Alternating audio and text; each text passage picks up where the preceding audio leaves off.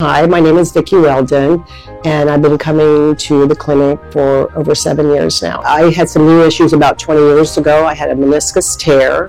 I was having a hard time at times straightening my knee, maybe if I sat too long when I stood up. So I've been seeking some medical care from Dr. Dan as to what do I do next. So he recommended shockwave therapy. Mostly I continue to work out hard in the training room, but he's also applied some electric shock therapy for my knee, which I think has helped quite a bit, and that's been going on for about the past year.